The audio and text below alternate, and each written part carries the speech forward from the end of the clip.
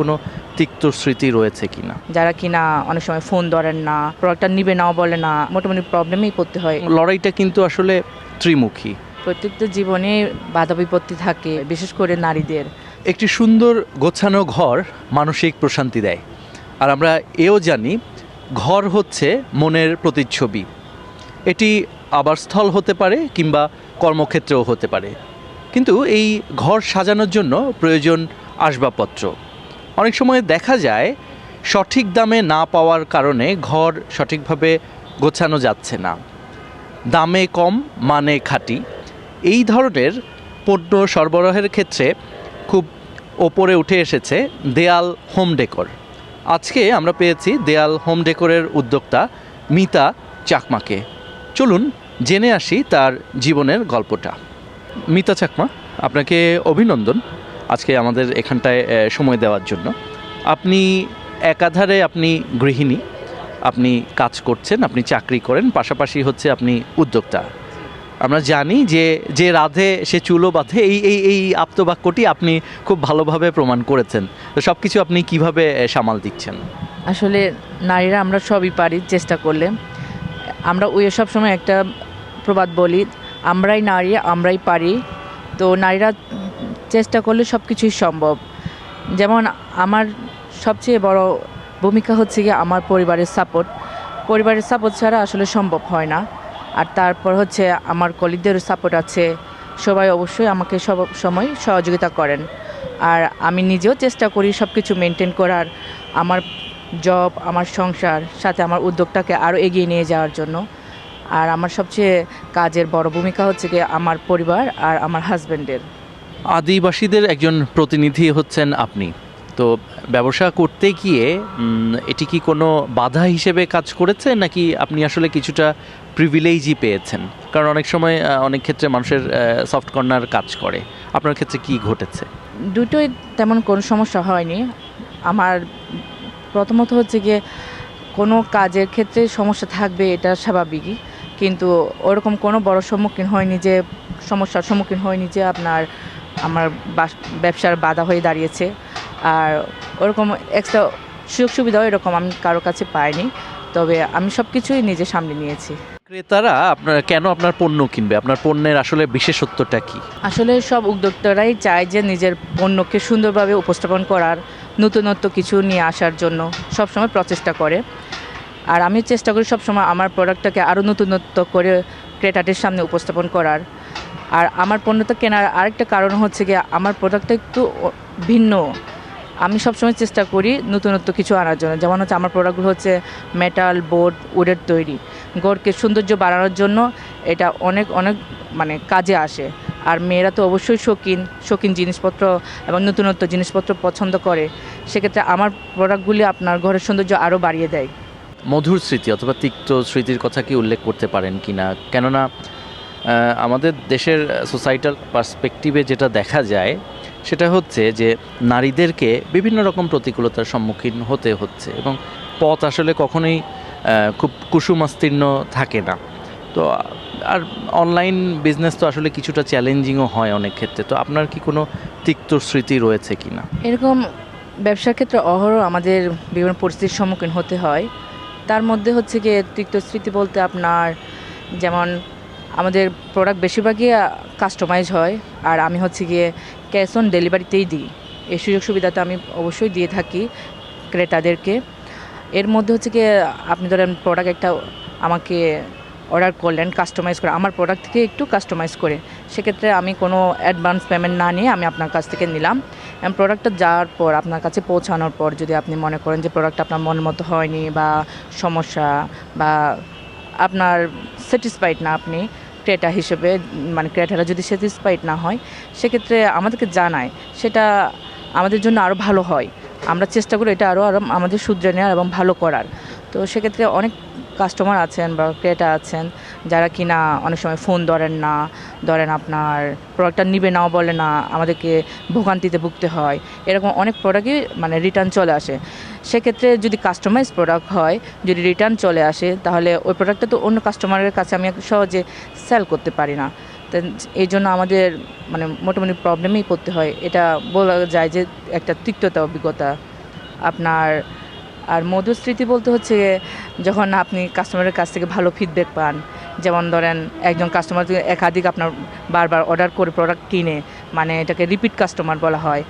আর যদি আপনার ফিডব্যাকটা ভালো পান তাহলে আরও কাজের উৎসাহ বেড়ে যায়, আরও ভালো করার জন্য আরও ভালো লাগে আর কি, আরও চেষ্টা করা হয় ভালো কাজ করার জন্য।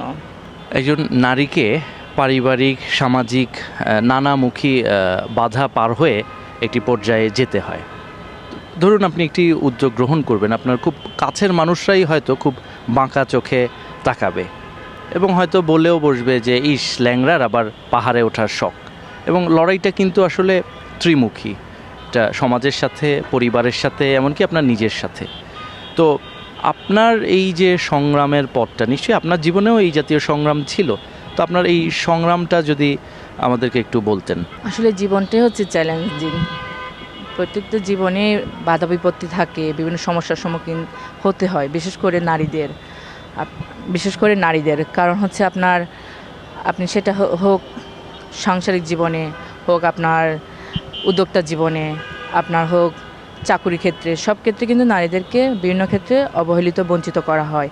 তো এরকম ক্ষেত্রে আমি বলতে চাই আপনার নারীদের উচিত আরও নিজের পরিচয় নিজেকে উপস্থাপন করা, তৈরি করা। যেমন আজকে এই পর্যায়ে চলে আসার একটাই মাত্র কারণ হচ্ছে আমি অনেক বাধা বিপত্তি অতিক্রম করেও মানে সফলতার চেষ্টা করেছি, সফলতায় আসার জন্য। আর এর পিছনে তো আমার অবশ্যই এর বড় অবদান আছে। কারণ করোনাকালীন সময় হচ্ছে গিয়ে আমরা যখন আমি তো জব করি, অফিস ছিল, কিন্তু এরকম হয়েছে যে আপনার এই মানে করোনার পরিস্থিতিতে এরকম পর্যায়ে গেছে, বাসা থেকে বের হওয়া খুবই মানে খারাপ অবস্থার সিচুয়েশনে ছিল, এমনকি এলাকা থেকেও বের হওয়া যেত না। তো এরকম পরিস্থিতিতে হাজব্যান্ডের ব্যবসা তো মানে খুবই খারাপ যাচ্ছিল। তো হাজব্যান্ডের সাপোর্ট হিসেবে বা পরিবারের সাপোর্ট হিসেবে আর নিজের কাজকে মানে একটা রিপ্রেজেন্ট বা উপস্থাপন করার জন্য আমি সেজন্য চেষ্টা করেছি যে আমার যতটুকু আমার কাজের অভিজ্ঞতা আছে সেটা দিয়ে আমার ব্যবসাটাকে দাঁড় করানোর। যেমন হচ্ছে গিয়ে আমার যে ভিন্ন উদ্যোগ, যে আমার ভিন্ন পণ্য, এটা করার একটা মাত্রই কারণ যে আমার কাছে কি গুণ আছে, আমার কাছে কি মানে কাজের অভিজ্ঞতা আছে, এটাকে আমার প্রয়োগ করা। যেমন আমার হাজব্যান্ডের তো অবশ্যই এটা সাপোর্ট আছে, যে ও হচ্ছে নিজে একটা ইন্টেরিয়র আর্কিটেক্ট। আর এই জন্য ওর বিজনেসের অংশস্বরূপ হিসেবে ওর আঙ্গিকে আমি একটা ছোট করে এটা শুরু করি, আমার বিজনেস দেয়ালকে রিপ্রেজেন্ট করি। তারপর রিপ্রেজেন্ট করার কিছুদিন পরই আমি অনেক ভালো সাড়া পাই। তার কারণ হচ্ছে আমার প্রোডাক্টটা অন্যান্য প্রোডাক্টের তুলনায় একটু ভিন্নতা, বা মানে আপনার সবসময় তো চেষ্টা করা হয় নিজের প্রোডাক্টটাকে সুন্দরভাবে রিপ্রেজেন্ট করা। তো হয়তো বা আমি এটা করতে সক্ষম হয়েছি, সফল হয়েছি। এই জন্য আমার প্রোডাক্টটাকে সবাই সুন্দরভাবে সহজে নিয়ে নিয়েছে এবং সেজন্য আমি সহজে সফল হতে পেরেছি বলে মনে হয়। এই জন্য তো আজকে এ পর্যায়ে আসতে পেরেছি। কিছুদিন আগে আপনি বলছিলেন যে বিজনেস করতে হলে ঝুঁকি নিতেই হবে, ঝুঁকি ছাড়া আসলে বিজনেস হয় না। তো এটা তো ক্যালকুলেটিভ রিস্কও হতে পারে। তো ঝুঁকি নেওয়াটাকে আপনি এতটা জরুরি কেন ভাবছেন? আজ পর্যন্ত আপনার ছোট হোক বড় হোক যে কোনো ব্যবসায় আপনার ঝুঁকি, লাভ, লোকসান দুটোটাই আছে। তো ঝুঁকিটা এই জন্য জরুরিভাবে নিতে হবে, কারণ হচ্ছে প্রথমত আপনি যখন ব্যবসায় নামবেন, আপনার যে পুঁজি হোক, ছোট হোক বড় হোক, পুঁজি যেটাই হোক আপনার, সেটাকে প্রয়োগ করার পর তো আপনি চেষ্টা করবেন যে লাভবান হওয়ার। কিন্তু লাভবান না হয়ে আপনি তো লসও হতে পারে, আমাদের লসেও পড়তে পারি। এই জন্য আপনার ঝুঁকিটা মাথায় নিয়ে গুরুত্ব সহকারে আপনার কাজটাকে আগায় নিয়ে যেতে হবে, যাতে আপনার ঝুঁকিটা কম থাকে। আপনি যদি আপনার কাজের ব্যাপারে সব দিকে আপনি খেয়াল রাখেন, যেমন মান বলেন, সব কিছু, যেমন ধরেন আমার তো অবশ্যই মানটা দেখতে হয়, গুণাগুণটা দেখতে হয়। এটা যদি আপনি সবসময় ঠিক রাখেন, অবশ্যই আশা করি যে ঝুঁকিটা অনেকটা কমে যায় ব্যবসার ক্ষেত্রে। আর ঝুঁকি থাকবে ব্যবসায়, এটা মেনেই কাজ করতে হবে ব্যবসাতে। কি ধরনের সংগ্রাম? এটা পারিবারিক হতে পারে, সামাজিক হতে পারে। ধরুন আপনি এটা ফেসবুক লাইভে গেলেন, ফেসবুক লাইভে যাওয়ার পরে আপনার বিভিন্ন রকম নেতিবাচক মন্তব্য আসতে পারে। কেউ হয়তো আপনার প্রোডাক্ট নিয়ে মন্তব্য না করে আপনাকে নিয়েই মন্তব্য করছে। এই যে সিচুয়েশনগুলো, এগুলো এক ধরনের সংগ্রাম। এগুলো আপনি কিভাবে হ্যান্ডেল করেন? আর আপনার স্পেসিফিক সংগ্রামের কথাটা যদি আমাদেরকে বলতেন। আসলে নারীদের সব সময় বললাম সব কিছু ক্ষেত্রে আপনার সব সময় আপনার নেতিবাচক বলেন বা বিভিন্ন ক্রিটিসাইজ বলেন এই টাইপসের সব কিছু সহ্য করে অতিক্রম করে চলতে হয়, প্রতিনিয়তই কিন্তু আমাদের হয়। সেক্ষেত্রে আমারটা আরও বেশি ভিন্ন এই কারণে, ধরেন আমরা হচ্ছে আদিবাসী, আমাদের এই জনগোষ্ঠীর লোকসংখ্যা তো জানেনই, আমাদের আদিবাসীদের জনসংখ্যা একটু কম তুলনামূলক। এখন আগের চাইতে অনেক সব ক্ষেত্রে উন্নত হয়েছে এবং সবাই আগের চাইতে অনেক আপনার শিক্ষিত সব দিকে, আবার সর্বক্ষেত্রে জব করছে, ব্যবসা করছে, যার যার অবস্থান তৈরি করছেন। তো এখন হচ্ছে গিয়ে রাস্তাঘাটে বলেন বা ফেসবুক লাইভে বলেন অহরহ প্রতিনিয়তই আমাদেরকে বিভিন্ন সম্মুখীন হতে হয়। সেক্ষেত্রে আমাদের একটু বেশি হতে হয়, সেটা হচ্ছে ওই প্রথমত হচ্ছে আমরা উপজাতি আদিবাসী, আমাদেরকে হয়তো সবাই ভালো চোখে অনেকে নিতে পারে না বা নেয় না। এই যে ধরেন আপনি একটা পর্যায়ে চলে আসছেন, আপনি সফল হয়েছেন, সফলতা লাভ করেছেন, এটা তো স্বাভাবিক, কেউ ভালো চোখে নিবে, কেউ খারাপ চোখে নিবে। এখন এগুলো আমাদের অতিক্রম করেই চলতে হবে, এগুলো মেনে নিয়েই চলতে হবে। তারপরে বলতে চাই যে সবার উচিত এগুলো ভালো চোখে নেওয়া এবং খারাপভাবে না নেওয়া। সবাই চেষ্টা করে যার যার কালচার হোক বা আপনার যার যার কাজ নিয়ে সুন্দরভাবে আগাতে চায়, রিপ্রেজেন্ট করতে চায়, সবাইকে ভালোবেসে সাদরে সুন্দরভাবে জীবনটা যাতে সামনে এগিয়ে নিতে পারে, এভাবে সাহায্য সহযোগিতা করা উচিত সবার। যারা নেতিবাচক বলে বা নেতিবাচক কথা বলেন, ওনারা যদি ভালো চোখে সুদৃষ্টিতে দেখেন তাহলে আরও বেশি ভালো হয়।